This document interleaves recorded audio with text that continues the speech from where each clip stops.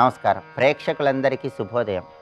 ఈనాటి శుభయోగం శీర్షికన భానుసప్తమి సందర్భంగా ఎలాంటి విధి విధానాలు పాటించాలో, తద్వారా ఎలాంటి ప్రయోజనాలు సిద్ధింపజేసుకోవచ్చు, అలాగే దైనందిన జీవితంలో మిరియాలు ఉపయోగించి ఎలాంటి ప్రత్యేకమైన విధి విధానం పాటిస్తే విశేషమైన శుభ ఫలితాలు కలుగుతాయో పరిశీలిద్దాం. ప్రధానంగా ఆదివారం సప్తమి తిథితో కలిసి వచ్చింది కాబట్టి దీన్ని భానుసప్తమి అనే పేరుతో పిలుస్తారు. ఇది సూర్య భగవానుడికి ఎంతో ప్రీతిపాత్రమైన రోజు కాబట్టి సూర్యాష్టకం చదువుకోవటం, ఆదిత్య హృదయం చదువుకోవటం ద్వారా సూర్యుడిని సులభంగా ప్రసన్నం చేసుకోవచ్చు. సూర్యుడికి ప్రియమైన విధంగా అర్ఘ్యాన్ని విడిచిపెట్టడం, సూర్యుడి ప్రీతి కోసం గోధుమ రవ్వతో తయారు చేయబడిన పదార్థాల నైవేద్యం సమర్పించటం, మిత్ర రవి ఖగ సూర్య భాను పూష హిరణ్యగర్భ మరీచి ఆదిత్య సవిత్రు అర్క భాస్కరేభ్యో నమః అంటూ సూర్యుడి ద్వాదశ నామాలు చదువుకోవటం ద్వారా భానుసప్తమి సందర్భంగా సూర్యుడి అనుగ్రహానికి ప్రతి ఒక్కరూ సులభంగా పాత్రలు కావచ్చు. అలాగే పరిహార శాస్త్రంలో మిరియాలకు విశేషమైన ప్రాధాన్యత ఉంది. మిరియాలు ఉపయోగించి శత్రుబాధల తీవ్రతను తగ్గింపజేసుకోవచ్చు. దృష్టి దోషము, నరపీడ వీటన్నిటి నుంచి సులభంగా బయటపడవచ్చు. శత్రుబాధలు ఎక్కువగా ఉన్నప్పుడు, అకారణంగా ఎదుటి వాళ్ళతో గొడవలు అవుతున్నప్పుడు, ముఖ్యమైన పని మీద బయటికి వెళ్ళేటప్పుడు 9 మిరియాలు నోట్లో వేసుకుని నవ్వులుతూ వెళ్ళినట్లయితే శత్రుబాధల తీవ్రతను తగ్గింపజేసుకోవచ్చు. శత్రువులను సైతం మిత్రులుగా మార్చుకోవచ్చు. అలాగే తీవ్రమైన శత్రుబాధలు ఉన్నప్పుడు 9 మిరియాలు అగ్నిలో వేయటం ద్వారా శత్రుబాధల తీవ్రతను తగ్గింపజేసుకొని అందరితో సఖ్యతను పెంపొందింపజేసుకోవచ్చు. అదేవిధంగా ప్రధానంగా ఆదివారం సాయంత్రం 6:30 నుంచి ఆదివారం రాత్రి 9:30 మధ్యలో 9 మిరియాలతో ఒక ప్రత్యేకమైన పరిహారం పాటిస్తే నరఘోష, నరపీడ, దృష్టి దోషం వీటన్నిటి నుంచి సులభంగా బయటపడవచ్చు. ఆదివారం సాయంత్రం 6:30 నుంచి 9:30 మధ్యలో 9 మిరియాలు తీసుకోవాలి. ఆ 9 మిరియాలు చేతిలో ఉంచుకొని ఆ 9 మిరియాలతో ఎవరికైతే నరపీడ ఎక్కువగా ఉందో వాళ్ళకి 7 సార్లు సవ్య దిశలో 7 సార్లు అపసవ్య దిశలో ఆ 9 మిరియాలతో దిష్టి తీయాలి. ఆ తర్వాత ఒక్కొక్క దిక్కు వైపు తిరిగి నిలబడి ఓం ఓం ఓం అని జపిస్తూ ఆ మిరియాన్ని ఆ దిక్కు వైపు విసిరివేయాలి. ఇలా తూర్పు, పడమర, ఉత్తరం, దక్షిణం, ఈశాన్యం, ఆగ్నేయం, వాయువ్యం, నైరుతి ఇలా 8 దిక్కుల వైపు ఒక్కొక్క దిక్కు వైపు నిలబడి ఓం ఓం ఓం అంటూ ఒక్కొక్క మిరియాన్ని ఇలా విసిరివేయాలి. అలా విసిరివేసిన తర్వాత 9వ మిరియాన్ని ఓం ఓం ఓం అని జపిస్తూ ఆకాశం వైపు వేయాలి. అంటే ప్రకృతిలో ఉన్నటువంటి అన్ని రకాలైన అనుకూల శక్తులను పొందటానికి, నరపీడ, దృష్టిదోష తీవ్రతను తగ్గింపజేసుకోవటానికి ఆదివారం సాయంత్రం పూట మిరియాలకు సంబంధించిన ఈ పరిహారం విశేషమైన శుభ ఫలితాలను కలిగింపజేస్తుంది. ఇలా మిరియాల పరిహారాలు పాటించండి. భానుసప్తమి సందర్భంగా సూర్యుడిని ప్రసన్నం చేసుకోండి. భానుసప్తమి సందర్భంగా ఈరోజు ఎర్ర పుష్పాలు కలిపిన నీళ్లతో స్నానం చేస్తే సూర్యుడి విశేషమైన అనుగ్రహం కలుగుతుంది. అలాగే ముఖ్యమైన పని మీద బయటికి వెళ్ళేటప్పుడు ఈరోజు బెల్లం ముక్క నోట్లో వేసుకున్న నవ్వులుతూ వెళ్ళండి. అలా చేయటం ద్వారా సూర్యనారాయణమూర్తి అనుగ్రహానికి సులభంగా పాత్రలు కావచ్చు. అలాగే గృహంలో తూర్పు దిక్కులో ద్వాదశ దీపాన్ని వెలిగించండి. 12 ఒత్తులు వేసి నువ్వుల నూనె పోసి దీపం వెలిగించండి. భానుసప్తమి సందర్భంగా ఇలా ద్వాదశ దీపాన్ని వెలిగిస్తే ద్వాదశ ఆదిత్యుల విశేషమైన అనుగ్రహం కలిగి సకల శుభాలను సిద్ధింపజేసుకోవచ్చు. రేపటి శుభయోగం శీర్షికన సోమవారం సందర్భంగా తీవ్రమైన కష్టం వచ్చినప్పుడు ఆ తీవ్రమైన కష్టం నుంచి సులభంగా బయటపడటానికి, కోర్టుపరమైన సమస్యలు అధిగమించటానికి శివుడికి సంబంధించిన ఏ ప్రత్యేకమైన శ్లోకాన్ని చదువుకోవాలో పరిశీలిద్దాం. నమస్కారం.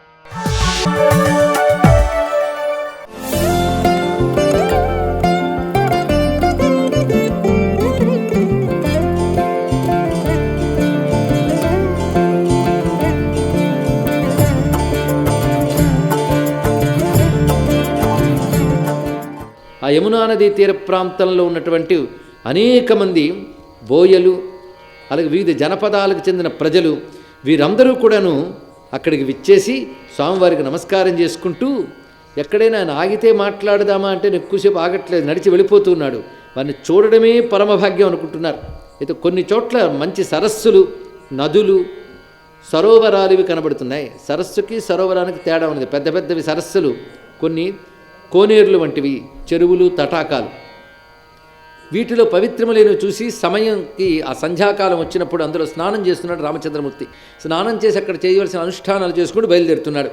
అప్పుడు ఆ సరస్సులు, నదులు, ఆ సరోవరాలు ఆనందించాయి. ఎందుకంటే రామచంద్రమూర్తి మునిగిన కారణంగా అవి మహాతీర్థములయ్యాయి. వాటికి గంగాది పుణ్య నదులు రూపములు ధరించి వచ్చి నమస్కారం చేస్తున్నట్టు ఆ సరస్సులకి. మాకంటే మీరు పవిత్రము. ఎందుకంటే రామచంద్రమూర్తి యొక్క దివ్యమంగళ విగ్రహము, ఆ సీతమ్మ యొక్క దివ్యమంగళ విగ్రహము, స్నానం చేసినటువంటి మీ జలములు అత్యంత పవిత్రములు అని నమస్కారం చేస్తూ ఉన్నాయి గంగాది తీర్థములు. అలాగే రామచంద్రమూర్తి సీతమ్మతో సహా ఏ చెట్టు కింద నిలబడ్డాడో ఆ చెట్టుని కల్పవృక్షాలు నమస్కారం చేస్తున్నాయి. మమ్మల్ని కల్పవృక్షాలను చాలామంది పొగుడుతూ ఉంటారు. మాకంటే మీరు గొప్పవారు. ఎందుకంటే రామచంద్రమూర్తి మీ నీడ పొందాడు అంటే మీరు భాగ్యవంతులు. కల్పవృక్షాలది గొప్ప జన్మ కాదు. అదేవిధంగా స్వర్గాది దివ్యలోకములు భూమిని, అందులో భరతవర్షానికి నమస్కారం చేసుకున్నాయి. ఎందుకంటే రామచంద్రమూర్తి పాదస్పర్శ మీకు దొరికింది. ఆయన మా స్వర్గలోకానికి ఎప్పుడు రాలేదు కనుక మా స్వర్గము కంటే గొప్పది ఈ భూలోకం, అందున ఈ భరత భూమి. కనుక రాముడి పాదం సోకిన భరత భూమిలో పుట్టడం మనం చేసుకున్న అదృష్టం. ఆ విధంగా రామచంద్రమూర్తి వెళుతూ ఉంటే ఆకాశంలో మేఘాలు తమంత తాము కదిలి వచ్చి రామునికి ఎండ తగలకుండా గొడుగు పడుతూ వెళ్తున్నాయట. రాముడు నడిచిన మేర కూడా గొడుగుల వలె మేఘములు ఉన్నాయి ఇక్కడ. ఛాహ్ కరిగి ఘన విబుద్ గన్ బర్షగి సుమన్ సిహాహి. అంతేకాదు దేవతలు పూలవానలు కురిపిస్తున్నారు. పైగా రాముడు వెళుతూ ఉంటే ఆ గ్రామ ప్రజల్లో బాలురు, వృద్ధులు, స్త్రీలు, పురుషులు వీళ్ళందరూ ఇళ్ళు వాకిళ్ళు పనులు అన్ని విడిచిపెట్టి మరీ రామదర్శనం కోసం లాలసులై వచ్చారు. అంటే వారిని లాగాడండి రాముడు. వారికి ఎవరు చెప్పారు రాముడిని అలా చూడాలి, రాముడంటే గొప్ప విషయమని? ఎవరు చెప్పనక్కర్లేదు. రాముడు వస్తే చాలు హృదయాలు అలా ఆకర్షింపబడతాయి. ఎందుకంటే సర్వజీవులకి ఎవడు పరమేశ్వరుడో, సర్వజీవుల హృదయాల్లో ఎవడు అంతర్యామిగా ఉన్నాడో ఆయనే రాగానే ఆ జీవులు అత్యంత సహజంగా అప్రయత్నంగా రాముని పట్ల ఆకర్షితులవ్వడం సహజమైన అంశమే. ఆ విధంగా వారందరూ చేరి ఇన్నాళ్లకి మనకు కళ్ళున్నందుకు సఫలములయ్యాయి. ఆ కళ్ళు ఆనంద బాష్పాలు రాల్చుతున్నాయి. శరీరం హర్షపులకాంకితమైపోతున్నది. పైగా ఒక పేదవాడికి చింతామణి దొరికితే ఎంత ఆనందిస్తారో రామచంద్రమూర్తిని చూసి అంత ఆనందిస్తున్నారు. కొంతమంది ఆ రామచంద్రమూర్తిని చూసి ఇలా రా అని పిలిచి చెట్టు కింద చక్కని ఆ గడ్డితో పరుపు పరిచి ఇవాళ మీరు ఇలా విశ్రాంతి తీసుకోండి, రేపు పొద్దున వెళుదురు కానీ ఇలాగ చెప్తున్నట్ట. రాముడు కుదిరిన చోట విశ్రాంతి తీసుకుంటూ లేని చోట్ల చిరునవ్వు నవ్వి వారి నిరాశపరచకుండా వాళ్ళని తృప్తిపరిచేట్టు నుంచి వెళుతున్నాడు. అలా వెళుతూ ఉండగా ఒక చోట ఒక మర్రి చెట్టు నీడలో సీతమ్మ అలసిపోయిందన్న విషయం తెలుసుకుని ఆయన అక్కడ విశ్రమించడానికి సిద్ధపడ్డట. అంటే రాముడికి విశ్రాంతి అక్కర్లేదని దీనిబట్టి తెలుస్తుంది. ఆ సీతమ్మ కోసం వారు అక్కడ విశ్రాంతి తీసుకుందాం అనుకున్నారు. అయితే అక్కడ ఉన్నటువంటి స్త్రీలు చాలామంది వచ్చి ఆ సీతమ్మ చుట్టూ గుమిగూడారు. ఆ గుమిగూడి అమ్మా నిన్ను చూస్తూ ఉంటే ఒక మానవకాంతలా కనిపించట్లేదు, దేవకాంతలా కనబడుతున్నాయి. వాళ్ళిద్దరూ కూడా మహా తేజస్సుతో ఉన్నారు. నువ్వేమి అనుకోకపోతే మేము పల్లెవాసనం కనుక మా గొప్పగా మాట్లాడడం చేత కాదు, దాపరికం లేకుండా ఏదో మాట్లాడుతుంటే ఏమి అనుకోవద్దు సుమా. చూస్తే రాజలాంఛనాలతో కనబడుతున్నారు, కానీ ఎక్కడా లాంఛనాలు గుర్తులుగా ఆభరణాలు లేవు, ఏమీ లేవు. మునుల వలె వస్త్రాదులు ధరించి ఉన్నారు. ఒకరిదేమో శ్యామవర్ణం, ఒకరిది గౌరవర్ణం, అంటే ఒకరు తెల్లని వారు, ఇంకో నీలకాంతులతో ఉన్నారు. వీరు ఎవరు, నీకేమవుతారు అని అడిగట. అప్పుడు ఆ సీతమ్మ చిరునవ్వు నవ్వుతూ అదిగా తెల్లగా ఉన్నాడే ఆయన చాలా సరళమైన స్వభావం కలిగినటువంటి వాడు, సులక్షణాలు కలిగినటువంటి వాడు, నా మరిది, ఆయన పేరు లక్ష్మణుడు అని చెప్పింది. ఇక పక్కన ఉన్నాడే ఆయన గురించి చెప్పేటప్పటికీ ఆవిడ నవ్వుతూ మేలిముసుకు ఒకసారి సవరించుకుందిటండి. అక్కడ ఆ సవరించుకుని కనుబొమ్మలు ముడివేసి ఆ కళ్ళతో వీళ్ళని చూస్తూ ఓరగా ఆయన చూపించిందిట. ఏమి వర్ణిస్తున్నాడు మహానుభావుడు ఇక్కడ. ఆ దృశ్యాన్ని, ఆ మర్యాదల్ని ఎంత చక్కగా చూపిస్తున్నాడు ఇక్కడ. బహురి బదన్ బిద్ అంచల్ ఢాకి పియతన చితయి భౌహ కరి బాకి ఖంజన మంజ్ తిరీ చేయి నయనని నిజపతి కహిగు తిన్హయి సియ సయనని. ఇక్కడ ఖంజన మంజ్ తిరేచి నయనని అంటే కాటుక పిట్టల వంటి కళ్ళని ఓరగా వీళ్ళ వైపు చూస్తూ నేరుగా ఆయన వైపు చూడకుండా రాముడి వైపు తిప్పి తన పతి అని సైగ చేసింది. అంటే తన పతి అని నోటితో చెప్పలేదండి, ఇక్కడ సైగ చేసింది. అంటే అప్పుడు సంప్రదాయంలో భర్త పేరు కూడా అనేవారు కారుట. అవి మర్యాదలు, అందమైన మర్యాదలు. అవి గొప్పవా కాదా అని ఇప్పుడు చర్చలు వద్దులేండి, ఎప్పుడు వదిలేశారు. కానీ అప్పుడు అందాలను ఒక్కసారి మర్యాదల్లో ఉండే సౌందర్యాలను మనం పరిశీలిద్దాం. ఆ తల్లి అలా సైగ చేసింది. వెంటనే వారు ఆనందపడి, అమ్మా, శేషుడు ఈ భూమిని మోస్తున్నాడని విన్నాం. ఆ శేషుడు ఈ భూమిని మోస్తున్నంత కాలం నువ్వు సౌభాగ్యవతిగా ఉందువుగాక అని ఆ ముత్తైదువులందరూ దీవించారు. పైగా ఇప్పుడు ఆయన్ని చూసి నిన్ను చూశాం కదా, మాకేమనిపిస్తుందంటే శివుని వెంట పార్వతీదేవి వలె మీ ఇద్దరూ కనబడుతున్నారు. అందుకే శివునికి పార్వతీదేవి ఎంత ప్రీతిపాత్రమో నువ్వు రామునికి అంత ప్రీతిపాత్రముగా ఉందువుగాక ఎల్లవేళలా. అంతేకాదు, మేము మీ కృపకు పాత్రులు మగుదుముగాక అని నమస్కారం చేశారు వారందరూ. అంతేకాదు, ఇంతసేపు మాట్లాడాం గనక మమ్మల్ని నీ సఖులుగా భావించమ్మా అని వారని, తర్వాత అక్కడ వారు విశ్రాంతి తీసుకుని వెళుతూ ఉంటే వాళ్ళకు దుఃఖం ఆగలేదు. ఎంతో కాలం ఆత్మీయులు ఉంటూ వెళ్ళిపోతూ ఉంటే ఎంత దుఃఖం అంత కలిగింది వారికి. రామచంద్రమూర్తి ఆ చోటు వదిలి వెళ్ళాడు, వారి హృదయాలను కూడా తన వెంట తీసుకువెళ్ళాడు అని చెప్తున్నాడు. అత్యద్భుతమైన స్వస్తి.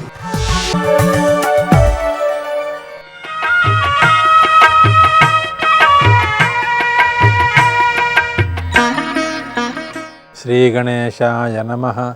శ్రీ సరస్వత్యై నమః. శ్రీపాదవల్లభ నరసింహ సరస్వతి. శ్రీ గురు దత్తాత్రేయాయ నమః. శ్రీ గణపతి సచ్చిదానంద సద్గురు పాదారవిందాభ్యాం నమో నమః. జయ గురుదత్త. భగవన్నామభూతస్య దళస్య తులసీతరోః రత్నాని స్వర్ణజాతంచ కలాం నార్హంతి షోడశీం.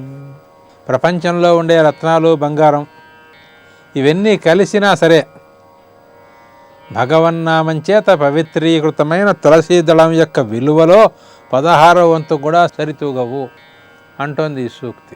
ఈ సూక్తి ద్వారా శ్రీ గణపతి సత్యానంద స్వామి తలుచుకున్నది ఏమిటి?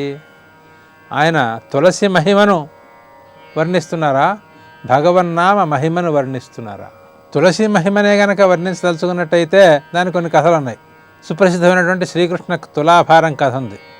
అందులో సత్యభామాదేవి తన దగ్గర ఉన్నటువంటి అపారమైన ఐశ్వర్యంతో రత్నాలు, బంగారం వీటితో శ్రీకృష్ణుడిని తులాభారం వేయిద్దాం అనుకుంది. ఎంత బంగారం తెచ్చి వేసినా సరే ఆయన్ని తోచడం సాధ్యం కాల. చివరికి రుక్మిణీదేవి వచ్చేసి భక్తిపూర్వకంగా ఒక తులసి దళం వేసింది. వెంటనే ఆ బరువు సరిపోయింది. ఇది కథ. ఈ కథ తులసి దళ మహిమని చెబుతోందా, భక్తి మహిమని చెబుతోందా? భక్తి లేకుండా తులసి దళానంట వేసి పారేసామనుకోండి, విషరాయని పారేసినట్టుగా, అది శ్రీకృష్ణ పరమాత్మ తూగేవాడదంత మరి కాదే. భక్తితో కూడినటువంటి తులసి దళానికే ఆ మహిమ కనిపిస్తోంది. అయితే మీరు భక్తి మహిమనే వర్ణిస్తున్నారన్నమాట. భక్తి మహిమను వర్ణిస్తుంటే భక్తి ఒక్కదాన్నే ప్రస్తావించకుండా తులసి ప్రస్తావన ఎందుకు చేస్తున్నారు? ఒక వ్యవహారంలోకి రావాలంటే దానికి ఒక ఆధారం కావాలి, ఒక మాధ్యమం కావాలి. ఆ మాధ్యమానికి ఒక దేవుడి విగ్రహమో, ఒక పూజా పుష్పమో, లేక ఒక మంత్రమో, ఒక గురువో ఇవి ఆధారంగా పనిచేస్తూ ఉంటాయి. ఇక్కడ తులసి దళం ఉంది. ఈ తులసి దళం ఎందుకు తీసుకోవాలి? కరేపాకు దళం ఎందుకు వేయకూడదు? ఎందుకు వేయకూడదంటే అనేక కారణాలు. వస్తువులో ఉండేటువంటి యోగ్యత ఒకటి ఉంది. వస్తువుల్లో యొక్క ఆరాన్ని కొలిచేందుకు యంత్రాలు వచ్చినాయి. ఆరా కొలిచే యంత్రాలతో ఆరా కొలిచినట్లయితే ఒక్కొక్క వృక్షానికి, ఒక్కొక్క వస్తువుకి, ఒక్కొక్క వ్యక్తికి ఆరా మనకు బయటపడుతుంది. తులసి చెట్టు ఎంత చిన్నదైనప్పటికీ, ఎంత బలహీనంగా ఉన్నప్పటికీ కూడా దాని యొక్క ఆరా మామూలు ఆరోగ్యవంతుడైనటువంటి బలిష్ఠుడైనటువంటి మానవుడి యొక్క ఆరా కంటే కనీసం 2.5 రెట్లు 3 రెట్లు ఎక్కువ ఉంటుంది. అంటే దాంట్లో ఉండేటువంటి జీవ ప్రాణశక్తి అంత ప్రబలంగా ఉందన్నమాట. దాంట్లో జీవశక్తి ప్రబలంగా ఉంది కనుక తన యొక్క జీవశక్తిని చుట్టూతా ఉండే మనుషులకు పంచిపెట్టే గుణం కూడా దానికి వచ్చేసింది. అటువంటి దివ్యశక్తి సంపన్నమైనటువంటి ఒక తులసి దళాన్ని భక్తిపూర్వకంగా వేస్తేనే ఆ తులాభారం నడిచింది. కనుక మళ్ళీ ప్రాధాన్యం ఎక్కడికి వచ్చేసింది? భక్తి దగ్గరికి వచ్చేసింది. ఇలాంటి తులసి దళాలే కనుక బరువైనవి అని ఒక మాట చెప్పినట్టయితే సత్యభామాదేవి 1,00,000 తులసి దళాలు తెచ్చి వేయించేసేదే. కానీ ఆవిడకి కావాల్సింది కేవలం తులసి దళాలు కాదు, భక్తిపూర్వకమైన భావనాపూర్వకమైనటువంటి తులసి దళం కావాలి. అది ఎక్కడ దొరుకుతోంది? రుక్మిణీదేవి దగ్గర దొరుకుతోంది. అందుకనే భక్తిపూర్వకమైనటువంటి తులసి దళం ఏదైతే ఉందో, దానిలో ఉండే మహిమ ఏదైతే ఉందో దానికి ఇవేవి సాటి రాబో అంటున్నారు. ఎవరు? రత్నములు, బంగారము మొదలైనవి కూడా. ఎంత బంగారం వేసినా, ఎంత రత్నం వేసినా ఆ భక్తికి తులతగవు. భక్తికే ప్రాధాన్యం ఇస్తున్నారు. భక్తి ఉన్నప్పుడు వేసే పదార్థంలో గనక ఈ తులసిలో ఉన్నట్టుగా సద్గుణాలు లేకపోయినప్పటికీ కూడా దాని మహిమే. కనుక మహిమంతా ఎక్కడి నుంచి వస్తోంది? భక్తిలోంచి వస్తోంది. కనుక అందరూ కూడా నిస్వార్థమైనటువంటి భక్తిభావాన్ని అలవరుచుకోండి అని సూక్తి ద్వారా శ్రీ స్వామీజీ మనకు ఉపదేశం చేస్తున్నారు. ఆ ఉపదేశాన్ని మనం ఆచరణలో పెట్టుకుందాం. జయ గురుదత్త.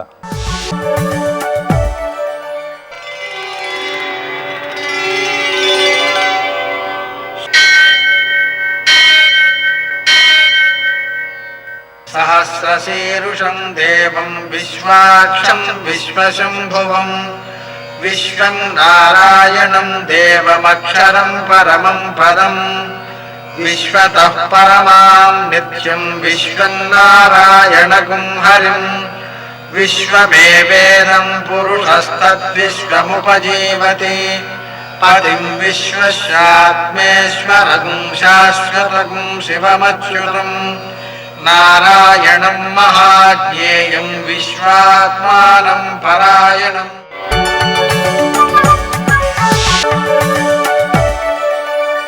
సూర్యశౌర్యమథేందురింద్రపదవీ సన్మంగళం మంగళం. యః కర్తా జగతాం భర్తా సంహర్తా మహసాం నిధి ప్రణమామి తమాదిత్యం బహిరంతస్తమోపహం. నేటి కాలమాన విశేషాలను గమనిద్దాం. స్వస్తి శ్రీ చాంద్రమాన శుభకృన్నామ సంవత్సరం ఉత్తరాయణం వసంత ఋతువు వైశాఖ మాసం కృష్ణపక్షం ఆదివారం. సూర్యోదయం 5:46, సూర్యాస్తమయం 6:40, తిథి సప్తమి మధ్యాహ్నం 1:03 వరకు, నక్షత్రం ధనిష్ట రాత్రి 10:49 వరకు, వర్జం లేదు. దుర్ముహూర్తం సాయంకాలం 4:57 నుంచి 5:14 వరకు, అమృతకాలం మధ్యాహ్నం 12:51 నుంచి 2:23 వరకు, రాహుకాలం ఆదివారం కాబట్టి సాయంకాలం 4:30 నుంచి 6 గంటల వరకు, అష్టక వరకు రీత్యా శుభప్రదమైన సమయం మధ్యాహ్నం 2 గంటలకి.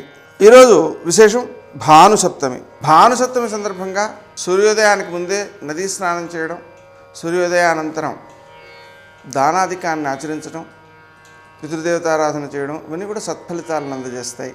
అలాగనే భానుసప్తమి కాబట్టి మధ్యాహ్న సమయంలో పాయసం నివేదన చేసి ప్రసాదం స్వీకరించాలి. అది ఆరోగ్యప్రదం అవుతుంది. నేటి ఆణిముత్యాలు.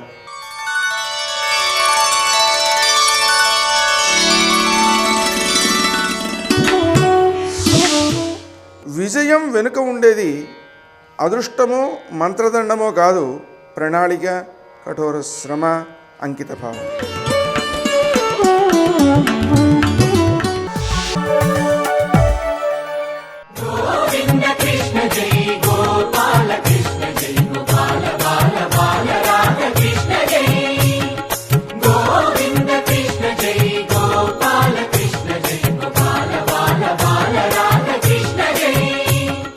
సులభాః పురుషారాజన్ సతతం ప్రియవాదినః అప్రియస్యతు పథ్యస్య వక్తా శ్రోతా చ దుర్లభః అంటాడు మారీచుడు రామాయణంలో. మనకి ప్రీతి కలిగేటట్టు మాట్లాడి అందరి చేత అబ్బా చాలా మంచివాడండి ఆయన అనిపించుకుని వెళ్ళిపోవడం తేలిక. కడుపులో ఉన్నదున్నట్టుగా మాట్లాడేసి వెళ్ళిపోతే కొంతమంది ఇష్టపడరు, ఖచ్చితంగా శత్రుత్వం పొందుతాడు. కానీ అది ఆయన నిజాయితీ. ఎందుకనంటే ఆయన ఒకలా లోపల ఉండి ఒకలా బయట బ్రతకలేడు. అలా బ్రతకలేకపోవడం మత్స కాదు, అది వాగ్భూషణం భూషణం అన్నట్టు కనపడని ఒక భూషణమే. కాబట్టి అథవా తెలుసుకోవలసిన విషయం ఏమి అంటే త్రికరణ శుద్ధి భగవంతుడికి దగ్గరవడానికి అత్యంత తేలికైనటువంటి మార్గం. కానీ సాధన కూడా అంత కష్టం. ఇది మనంత మనంగా సాధించుకోలేనప్పుడు శరణాగతి అంటారు. శరణాగతి అంటే నిలబడి శ్లోకం చెప్పడం కాదు, మన యందు ఏ బలహీనత ఉందో బలహీనత భగవంతుడికి చెప్పాలి.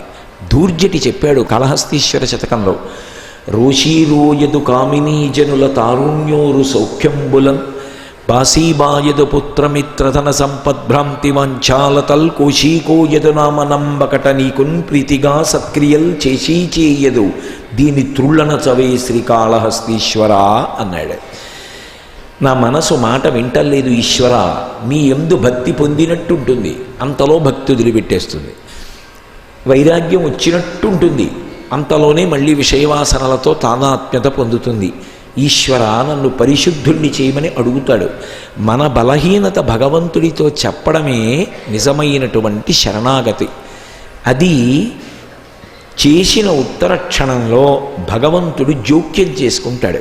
చేసుకుని త్రికరణ శుద్ధిగా బ్రతకగలిగినటువంటి లక్షణాన్ని మనకిస్తాడు. వైద్యుడిచ్చే మాత్ర ఎంత ఉంటుంది? ఇంత ఉంటుంది. కానీ అది ఏం చేస్తుంది? చచ్చిపోయేవాడిని కూడా బతికిస్తుంది. ఈ లీల ఎటువంటిది అంటే మనిషిని మనిషిగా బ్రతికిస్తుంది. నీ అంత నువ్వు దంభాన్ని విడిచిపెడతావా? విడిచిపెట్టకపోతే ఈశ్వరుడికి చెప్పుకుంటావా? ఈ రెండూ కాకుండా నాకెందుకండి, నాకేం లోటు అని నిలబడగలిగిన స్థితికి ఎదిగిపోయావా? నిర్ణయించుకోవడం మనకి విడిచిపెట్టేశారు వ్యాసుల వారు. కాబట్టి అంత సర్వోత్కృష్టమైనటువంటి లీల బకాసుర వధ. దీని తర్వాత అఘాసుర వధ చేస్తాడు ఆయన. పోతన గారు పరమాద్భుతమైనటువంటి అనువాదం. అఘము అంటే సంస్కృతంలో పాపం, అసురుడు అంటే రాక్షసుడు. పోతన గారు ఇంకొక పేరు పెట్టలేదు, అఘాసురుణ్ణి పాపపు రక్కసుడు అని పిలిచారు. ఎంత గొప్పగా ఆంధ్రీకరించారో ఆయన. అందులో ఈ బకాసురుడి యొక్క సోదరుడు ఉన్నాడు, ఆయన పేరు అఘాసురుడు. అఘము అంటే పాపము, పాపము అంటే ఏమిటి అన్నదాన్ని వైదికంగా తెలుసుకునే ప్రయత్నం చెయ్యాలి. పాపము అన్న మాటకు అర్థం ఒక్కటే, నిషిద్ధ కర్మని భంజించలేకపోవడం. ఈశ్వరుడు ఏది చెయ్యవద్దు అని చెప్పాడో అది చెయ్యకుండా ఉండలేకపోవడం. బాగా పట్టుకునే ప్రయత్నం చెయ్యండి. పాపము మనని తనంత తానుగా వచ్చి కబళించదు. పాపము మనని పట్టుకోదు. ఎప్పుడు కామము క్రోధము అవి మనని పట్టుకుంటాయి, మనం వాటిని పట్టుకోము, అవే మనని పట్టుకుంటాయి. పాపము తానొచ్చి పట్టుకోదు, పాపములోకి మనము ప్రవేశిస్తాం. నన్ను వచ్చి పాపం పట్టుకుందండి అనకూడదు, పాపములోకి నేను వెళ్ళాను. ఎందుకని? అప్పటికది ఈశ్వర ప్రోక్తము కాదు, భగవంతుడు చెప్పినది కాదు, మనం అలా చెయ్యకూడదు అని తెలిసినా మనిషి చేస్తాడు. ఎందుకు చేస్తాడు అంటే అప్పటికి అది అతనికి ఆహ్లాదకరంగా ఉంటుంది, సంతోషకరంగా ఉంటుంది, కాబట్టి అది చేసేస్తాడంతే. అందుకే పాపము ఎప్పుడూ కూడా తనంత తాను వచ్చి కబళించదు, పాపము నోరు తెరుచుకుని ఉంటుంది. నువ్వు నాలోకి రా రా రా అని ఆహ్వానిస్తుంది, ఆకర్షణీయంగా ఉంటుంది. పాపమునకు ఉన్న లక్షణం ఏమిటంటే అది వికర్షణ కలిగేటట్టుగా ఉండదు, ఆకర్షించేట్టుగా ఉంటుంది. పుణ్యమునకు ఉండేటటువంటి లక్షణం ఏమిటంటే ప్రథమంలో చాలా కష్టంగా ఉంటుంది, కానీ అలవాటు పడితే ఎంతో సంతోషంగా ఉంటుంది. నేను తెల్లవారుజామున స్నానం చేయండి అన్నాను అనుకోండి, నోటితో చెప్పినంత తేలిక కాదు. తెల్లవారుజామున లేచి చల్లటి నీళ్లు తలమించి పోసుకోవాలంటే అబ్బా ఒళ్ళు వణికిపోతోంది బాబాయ్, చక్కగా వేడి నీళ్ళు పోసుకుంటే ఎంత బాగుంటుందో అనిపిస్తుంది.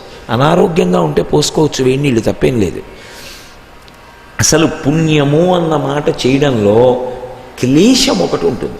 దానం చెయ్యండి అన్నాను అనుకోండి, మీ దగ్గర ఉన్న డబ్బు ఇంకోటి ఇచ్చేయాలంటే కొంచెం బాధగా ఉంటుందా ఉండదా? అయ్యా వ్రతం చెయ్యండి, అంతసేపు కూర్చోవాలంటే బా ఎంత ఇబ్బందో, అంతసేపు కూర్చుని మోకాళ్ళు పట్టేసేయండి అంటాడు. అంతేకాని లేచి బా జన్మ పండిందండి ఇవాళ, ఇంతసేపు కూర్చుని భగవంతుడి సేవ చేయగలిగాను అంటాడా? బా మోకాళ్ళు పట్టేసేయండి, కొంచెం లఘువుగా చేస్తే బాగుండేదేమో అంటాడు. పుణ్యకార్యం చేయడం అంత ఆకర్షణీయంగా ఉండదు, పాపకార్యం చేయడం వ్యక్తిగతంగానూ సమిష్టిగాను కూడా సంతోషంగా ఉంటుంది.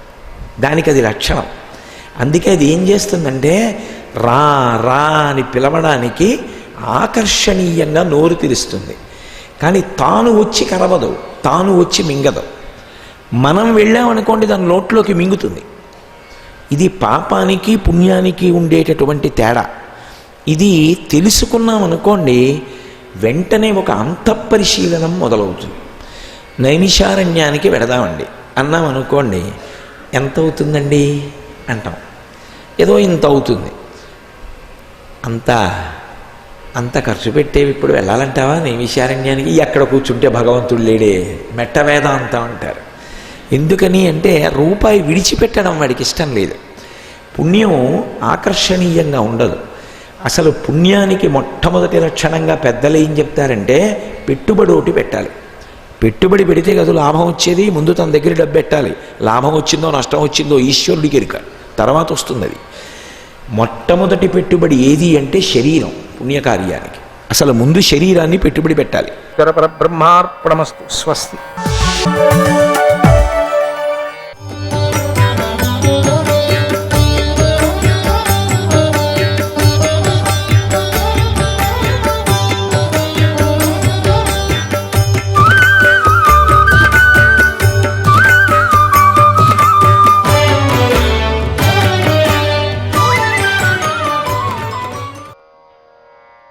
ఓ దారుక కుమార, నువ్వు సూత కులంలో పుట్టావు. సూత కర్మను బాగా నేర్చుకున్నావు. యుద్ధంలో మా వంశీయులు నడుచుకునే ధర్మం కూడా నీకు తెలుసు. ఓ సూతనందన, మా వంశీయుల చరిత్ర నీకు తెలుసు కనుక యుద్ధంలో ఉన్నవాడిని ఎప్పుడూ కూడా నువ్వు ఇలా దూరంగా తీసుకొని వెళ్ళకు. మోహంలో పడి యుద్ధం నుండి వెనక్కు తిరిగితే నా తండ్రి శ్రీకృష్ణుడు ఏమనుకుంటాడు? బలవంతుడైన బలరాముడు నన్ను చూసి ఏమనుకుంటాడు? సింహం వంటి వాడైన సాత్యకి ఏమనుకుంటాడు? యుద్ధం నుండి వెనక్కు వచ్చిన నన్ను చూసి యుద్ధంలో విజయం సాధించే సాంబుడు ఏమనుకుంటాడు? చారుదేష్ణుడు, గదాసారణుడు, అక్రూరుడు నన్ను చూసి ఏమనుకుంటారు? నన్ను చూసి వారి భార్యలు కూడా నవ్వుకుంటారు కదా. ఈ ప్రద్యుమ్నుడు భయపడి యుద్ధాన్ని విడిచి వస్తున్నాడు, ఇతడిని అందరూ విడిచిపెట్టండి అంటారే గాని ఇతడు వీరుడు, శూరుడు, గొప్పగా పరాక్రమం చూపించాడు, తప్పించుకొని వచ్చాడు వీడికి అని ఎవరు కూడా చెప్పరు కదా. ఇలా నన్ను చూసి నవ్వుకోవటం నాకు మరణం కంటే ఎక్కువేనని భావిస్తాను. ఇటువంటి పరిస్థితి నాకు ఎప్పుడూ కల్పించకు. నా తండ్రి నాపై భారాన్ని మోపి ధర్మరాజు చేసే యజ్ఞానికి వెళ్ళాడు. ఈరోజు నేను చేసిన తప్పు నేనే సహించలేకపోతున్నాను. ఓ సారథి, సాల్వుడిని ఎదుర్కోవటానికి వీరుడైన కృతవర్మ వెళ్ళాడు. అప్పుడు నేనే అతడిని నివారించాను కూడా. నేనే సాల్వుడిని అడ్డుకున్నాను. నువ్వు ఇక్కడే ఉండు అని చెప్పాను. నా మాటకు కృతవర్మ గౌరవించాడు. వెనక్కు తిరిగి వెళ్ళాడు. అప్పుడు ఏ ముఖం పెట్టుకొని అతడి దగ్గరికి వెళ్ళమంటావు? అతడికి నేను ఏం చెప్పాలి చెప్పు. శంఖము, చక్రము, గద ఇలా ఆయుధాలను ధరించి అజేయుడైన శ్రీకృష్ణుడు నా దగ్గరకు వచ్చినప్పుడు నేనేం చెప్పాలి చెప్పు. సాత్యకి, బలదేవుడు, అందక, వృష్టి వంశీయులు ఎల్లప్పుడూ నాతో పోటీ పడుతూ ఉంటారు. వాళ్ళకి ఏం చెప్పాలి? నేను యుద్ధాన్ని విడిచిపెట్టి శత్రువుల బాణాలతో కొట్టబడి మూర్ఛపోయాను. తర్వాత ఇలా నీ చేత దూరంగా తీసుకొని రాబడ్డాను. ఇక నేను జీవించలేను.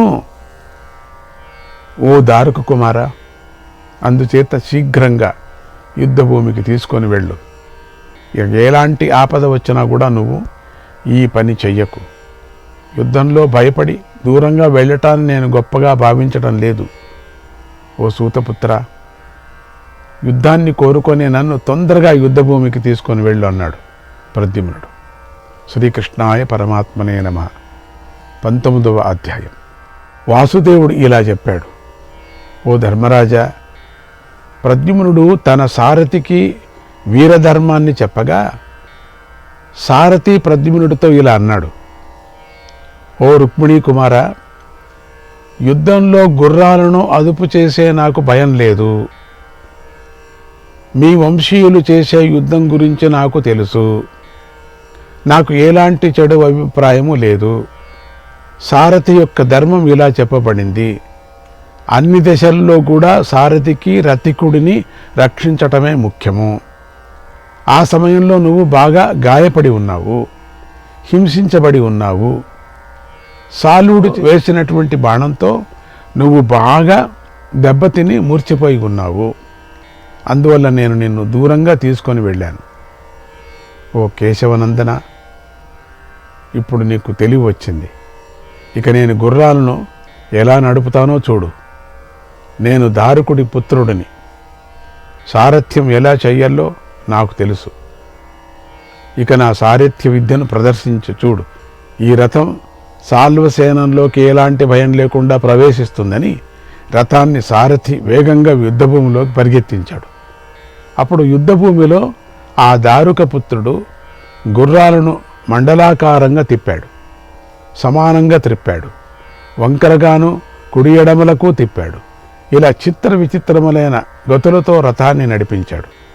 గుర్రాలు చర్నాకోల దెబ్బల బాగా తిని ఆకాశంలోకి ఎగురుతున్నట్లుగా పరిగెత్తాయి.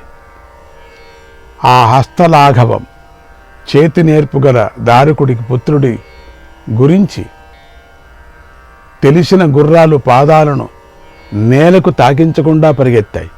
అంత వేగంగా పరిగెత్తాయి.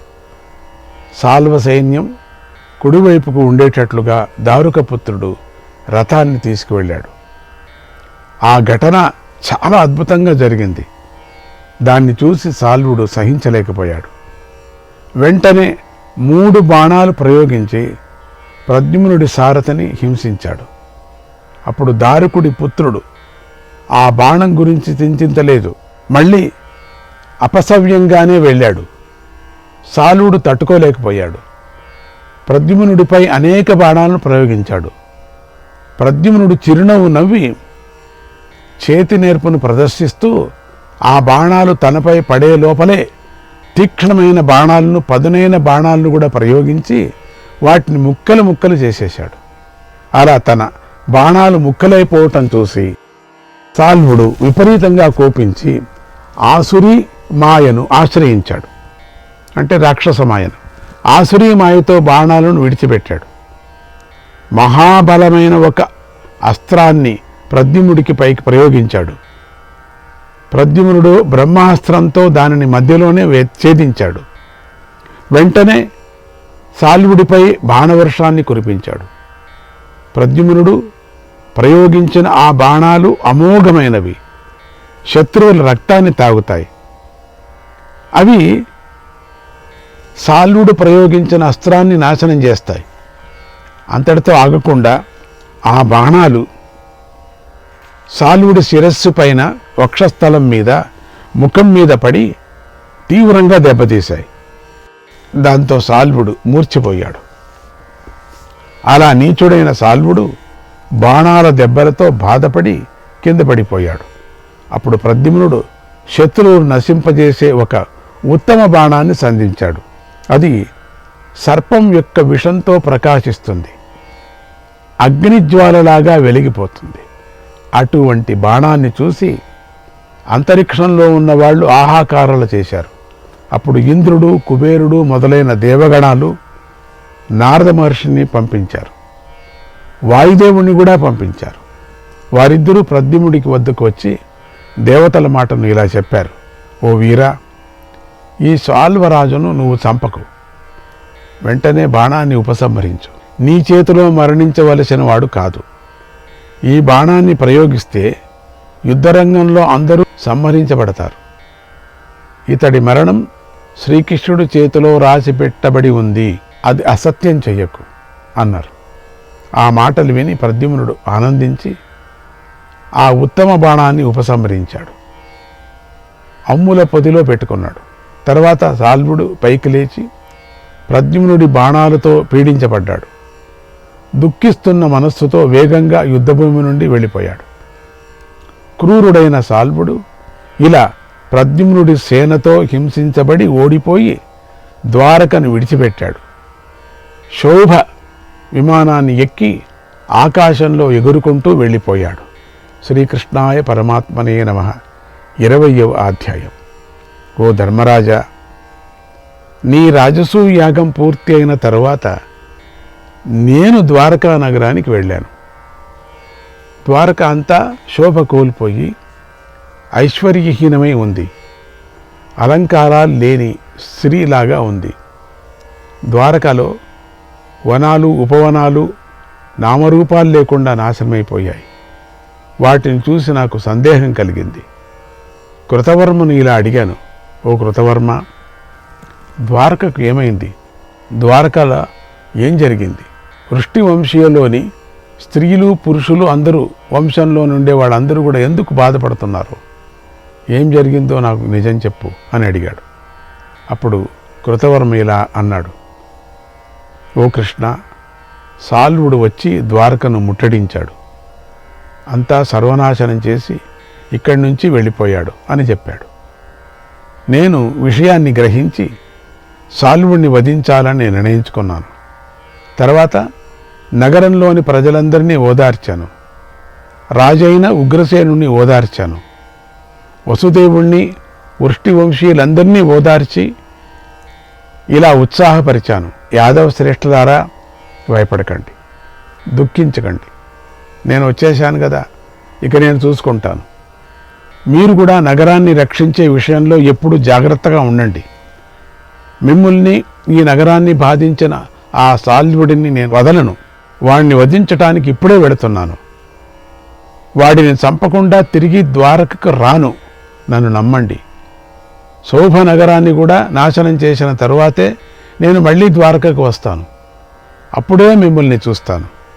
శత్రువులకు భయాన్ని కలిగించే ఈ దుందుబిని 3 సార్లు మ్రోగించండి అని యదువీరులందరినీ నేను ఊరడించాను. వారందరూ ఎంతో సంతోషించి, కృష్ణా, నీకు జయం, నీకు శుభం, వెళ్ళిరా, శత్రువులను సంహరించి తిరిగిరా అన్నారు. ఆశీస్సులు ఇచ్చారు, అభినందించారు. విప్రులు శుభం పలికారు. ప్రణమ్య శిరసా భవం అని నేను శిరస్సు వంచి శివుడికి నమస్కరించాను. సైభ్య సుగ్రీవులనే గుర్రాలు కట్టిన రథాన్ని ఎక్కి శ్రేష్టమైన పాంచజన్య శంఖాన్ని పూరించాను. చతురంగ బలాలతో కలిసి సాల్వుడిపైకి యుద్ధానికి వెళ్ళాను. అనేక దేశాలను దాటాను, పర్వతాలను దాటాను, సరస్సులను నదులను దాటాను. మార్తికావత నగరానికి చేరాను. అక్కడ సాల్వుడు లేడు. శోభ విమానంలో సాగర సమీపంలో వెళుతున్నాడని తెలుసుకున్నాను. వెంటనే అక్కడికి వెళ్ళాను. సాల్వుడు సముద్ర మధ్యలో ఉన్న ఒక ద్వీపంలో శోభ విమానంలో తిరుగుతున్నాడు. దూరం నుండే నన్ను చూసి వాడు గర్వించాడు. మాటిమాటికి నన్ను యుద్ధానికి రమ్మని పిలిచాడు. అప్పుడు నేను ప్రాణాలను హరించే బాణాలను వాడి విమానంపైకి ప్రయోగించాను. అవి వాడి శోభ విమానాన్ని తాకలేదు. నాకెంతో కోపం వచ్చింది. ఇంతలో వాడు కోపించి నాపై 1000 బాణాలను ప్రయోగించాడు. ఆ బాణాలతో నా సారథిని, గుర్రాలను, సైనికులను చెల్లాచెదురు చేశాడు. అప్పుడు నేను ఆ బాణాలను లక్ష్యపెట్టక యుద్ధం చేశాను. తర్వాత సాల్వుడి అనుచరులు నాపైకి 1000 కొద్ది బాణాలు ప్రయోగించారు. నా గుర్రాన్ని, రథాన్ని, సారథి అయిన దారుకుణ్ణి బాణాలతో కప్పేశారు. అప్పుడు మేము ఎవ్వరికీ కనిపించలేదు. నేను విజృంభించి 1000 కొద్ది బాణాలను ప్రయోగించాను. నా బాణాల దాటికి శోభ విమానం ఆకాశంలో క్రోసెడు దూరం వెళ్ళిపోయింది. అందువల్ల శాల్వుడు నా సైనికులకు కనిపించలేదు. అప్పుడు నా సైనికులందరూ సింహనాదాలు చేశారు. కరతాళ ధ్వనులతో నన్ను సంతోషపెట్టి ఉత్సాహపరిచారు. అప్పుడు నేను ప్రయోగించిన బాణాలు దానవులను సంహరించాయి. నా బాణాల చేత చంపబడ్డ సైనికులు మహాసముద్రంలో పడిపోయారు వాళ్ళందరూ కూడా. అప్పుడు శోభ విమానంలో పెద్ద కోలాహలం బయలుదేరింది. నేను ప్రయోగిస్తున్న బాణాలకు చేతులు తెగిపోయిన దానవులు కబంధుడిలాగా కనిపించారు. భయంకరమైన శబ్దం చేస్తూ సముద్రంలో పడిపోసాగారు. అలా పడిన ఆ దానవులను సముద్రంలో నివసించే జలజంతువులు తింటున్నాయి. అది చూసి నేను పాంచజన్య శంఖాన్ని పూరించాను. అందుకు శాల్వుడు కోపించాడు, నాతో మహాయుద్ధం చేశాడు. నా పైకి నాతో మహాయుద్ధంలో మాయాయుద్ధం చేశాడు. నా పైకి గదలు, హలాలు విసిరేశాడు. వాడికి రాక్షసుడికి మాయాయుద్ధం కదా, ప్రాసాలు, శూలాలు విసిరేశాడు. శక్తి, పరశువులు అనేటువంటిది త్రిశూలం రూపంగా ఉంటుంది, విసిరేశాడు. ఖడ్గాలు, శక్తులు విసిరేశాడు. శక్తులు అంటే ముళ్ళు ముళ్ళుగా ఉంటుంది అది. వజ్రాలు, వృష్టి, కనప, బాణాలు, పట్టిశాలు, ఇవంతా ఇప్పుడే మనం పేరు వింటున్నాం, లేకపోతే ఎప్పుడు వినటానికి వీల్లేదు అనే ఆయుధాలు ప్రయోగించాడు. భుషుండి మొదలైన ఆయుధాలైతే నాపై నిరంతరంగా పడ్డాయి. ఆ భుషుండిని ప్రయోగించాడు. అప్పుడు నేను నా మాయను ప్రయోగించి సాల్వుడి మాయను నాశనం చేశాను. వాడు ప్రయోగించిన తర్వాత నా మాయ ప్రయోగించాను. చిన్నమాయను పెదమాయను మింగినట్టు వాడు వెంటనే పర్వతాలను పట్టుకొని నాతో యుద్ధం చేశాడు. పర్వతాలంతా తీసేసుకున్నాడు ఒకటొకటిగా. మళ్ళీ మాయను ప్రయోగించాడు. అంత చీకటి మయం చేసేశాడు. అంతలోనే మళ్ళీ వెలుతురు వచ్చేలాగా చేశాడు. ఇలా మాయతో ఆట ఆడుకున్నాడు. ఒక్కసారిగా ఆకాశంలో మేఘాలు క్రొమ్ముకున్నాయి. మళ్ళీ ఆకాశం స్వచ్ఛంగా నిర్మలైపోయింది. మరొకసారి బాగా చలి వ్యాపించింది. అందరికీ బాగా చలేసింది. అంతలోనే బాగా వేడి వ్యాపించింది. అందరము వేడిని తట్టుకోలేకపోయాం. అంతలో నిప్పుల వాన కురిసింది. దాంతో ధూళి కూడా వీచింది. వీటితో పాటు విచిత్రమైన ఆయుధాలు వర్షాలు కురిశాయి. మా సైన్యం మీద పడ్డాయి. ఇలా సాల్వుడు అవకాశం ఇవ్వకుండా మాయను ప్రయోగించి తీవ్రంగా యుద్ధం చేశాడు. అయితే నేను వాడికన్నా, మీకు అందరికీ తెలుసు కదా, మహామాయగాడిని కదా, నేను మాయను ప్రయోగించాను, వాడి మాయను ఛేదించాను. ఆ మాయ అంతా నాదే కదా, అది తెలీదు వాడికి పాపం. సమయానుకూలంగా యుద్ధం చేస్తూ నా బాణాలతో ఈ శాల్వుడి సైనికులందరినీ వధించాను. ఇంతలో ఆకాశమంతా 100 సూర్యులు ప్రకాశించినట్లుగా అయింది. వెంటనే 100 చంద్రులు, 10,000 తారకలు ప్రకాశించినట్టుగా అయిపోయింది.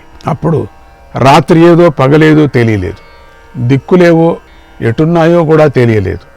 అప్పుడు నేను ప్రజ్ఞాస్త్రం, ఆ అస్త్ర ప్రభావంతో వాడి మాయ అంతా ఎగిరిపోయింది. అప్పుడు ఆ శాల్వుడికి నాకు ఘోర యుద్ధం జరిగింది. శ్రీకృష్ణాయ పరమాత్మనే నమః. 21వ అధ్యాయం. శ్రీకృష్ణుడు ధర్మరాజుకు ఇలా చెప్పాడు: ఓ ధర్మరాజా, శాల్వుడు నాతో యుద్ధం చేస్తూ హఠాత్తుగా ఆకాశానికి ఎగిరాడు. నన్ను జయించాలనే కోరికతో నాపై శతఘ్నులను విసిరేశాడు. గదలను, మండుతున్నటువంటి శూలాలను, ముసలాలను, ఖడ్గాలను విసిరేశాడు. వేగంగా నాపై వస్తున్నటువంటి ఆయుధాలను నేను వెంటనే ముక్కలు ముక్కలు చేశాను.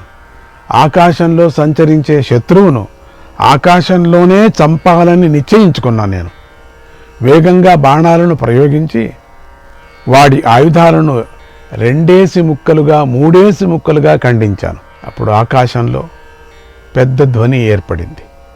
అది చూసి కోపించిన శాల్వుడు ఒక్కసారిగా 1,00,000 బాణాలను నా పైకి ప్రయోగించాడు. నా సారథిని, గుర్రాలను, రథాన్ని చెల్లాచెదురు చేశాడు. అప్పుడు దారుకుడు నాతో: ప్రభు, నేను సాల్వుడి బాణాలకు గాయపడ్డాను. నేను స్పృహ కోల్పోతున్నాను. నాకు ఇక్కడే ఉండి రథం తోలాలి అనిపిస్తుంది, కానీ నేను తోలలేకపోతున్నాను. నేను ఇక్కడ ఉండలేకపోతున్నాను. నా శరీరం ఎంతో పీడించబడుతుంది ప్రభు అని జాలిగా చెప్పాడట. దయనీయమైనటువంటి స్థితిలో ఉన్నటువంటి ఆ దారుకుణ్ణి నేను చూశాను. దయనీయమైనటువంటి అతడు వక్షస్థలానికి 2 చేతులకు, శిరస్సుకు చాలా బాణాలు తగిలాయి. పాపం, అతడి శరీరం అంతటా బాణాలు గుచ్చుకున్నాయి. బాణాలు దెబ్బల వల్ల అతడు రక్తంలో తడిచిపోయాడు. అతడు కళ్ళాలను చేతిలో పట్టుకొని ఉన్నాడు. పాపం, మరణించటానికి సిద్ధంగా ఉన్నాడు. అప్పుడు నేను అతడిని ఆ దుస్థితి నుంచి రక్షించాను, మరణించకుండా కాపాడాను. శ్రీకృష్ణాయ పరమాత్మనే నమః.